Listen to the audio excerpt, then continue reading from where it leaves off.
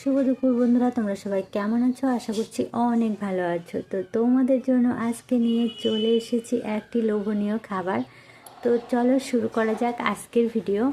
কে কে খাবে চলে এসো। এই শীতের মৌসুমে কিন্তু আমার খুব প্রিয় একটি খাবার এটি। এই রকম সাদা পিঠে আর তার সঙ্গে যদি মাংস হয়, একদম পুরো জমে ক্ষীর। তো এটা কিভাবে বানালাম সেটাই আজকে তোমাদের সঙ্গে শেয়ার করব। আর এই যে পিঠেগুলো দেখতে পাচ্ছ কি সুন্দর হয়েছে পিঠেগুলো, এগুলো কিন্তু শুকনো চালের গুঁড়ি দিয়ে করা। আমাদের পাড়াতে অবশ্য ঢেঁকি আছে, যেহেতু গ্রামে বাড়ি, কিন্তু কে গুঁড়ি করে আনবে, সেজন্য শুকনো চালেই করা হয়েছে। শুকনো চাল নিয়ে মেলে গেছিলাম, মেলে থেকে ভাঙিয়ে নিয়ে চলে এসেছি গুঁড়ো করে। এবার কয়েকদিন পর এটা বানানো হলো। ঘরে রেখে দিয়েছিলাম, আমি একটু কাজে ব্যস্ত ছিলাম, সেই জন্য আর বানানো হয়নি। আর আমার মা যেহেতু মাংস খায় না, তাই বাড়িতে মাংস টাংস কিছু হলে আমি যাই, আমি করি। এরপর দেখো আমি মাংসটা প্রথমে রান্না করে নিয়েছি, যাতে করে পিঠে ভাজা হবে আর মাংস নিয়ে সবাই খেতে পারে, সেই জন্য। এদিকে মাংসটা প্রায় রান্না হয়ে এসেছে।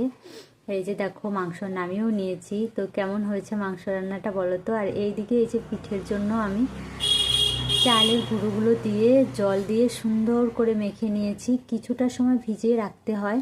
এখানে কিন্তু আমি লবণ ছাড়া আর কিছুই দেইনি। লবণ আর উষ্ণ গরম জল দিয়ে প্রায় ঘন্টাখানেক ভিজিয়ে রেখেছিলাম। তোমাদের হাতে অত সময় না থাকলে 30 মিনিট বা 15 মিনিট ভিজিয়ে রাখতে পারো, কেননা একটু সময় মেখে রেখে দিলে কি হয়, পিঠেটা ভালো হয়। তা আমি উনুনে করছি, তাই এখানে মাটির যে পিঠের শাঁস পাওয়া যায় সেটাই নিয়ে এসেছি। এটা কিন্তু একটা করে পিঠে হয়, আরও শাঁস পাওয়া যায়, খুব নিয়ে অনেকগুলো পিঠে হয়। তো আমাদের এটাই আছে। বেশ কয়েকবার এটাতে পিঠে বানানো হয়েছে, তাই এমন হয়ে গেছে। মাটি তো বুঝতেই পারছো, এটা পরিষ্কার করে ধুয়ে উনানে আগে গরম করতে বসিয়ে রেখেছিলাম একটু সময়, না হলে ফুটে যাবে মাটি ভেজানোর সঙ্গে সঙ্গে দিলে। এরপর এটা গরম হয়ে গেছে, শুকিয়ে গেছে। এখন আমি দিয়ে দিলাম পিঠে। আর পিঠে দেওয়ার জন্য প্রথমে একটু তেল দিয়ে দিলাম। একটু তেল দিয়ে দিলে পিঠেটা তুলতে সুবিধা হয়, সেই জন্য দিয়ে দিলাম। আর এখানে যেহেতু সরাটা ভালো করে বসেছে, তাই আমি এখানে একটা চিহ্ন এঁকে নিলাম, যেন বুঝতে পারি কোন সাইডটা বসাতে হবে। এরপর হয়ে গেছে পিঠে। এই যে দেখো আমার পিঠে হয়ে গেছে। তো পিঠেটা তুলছি।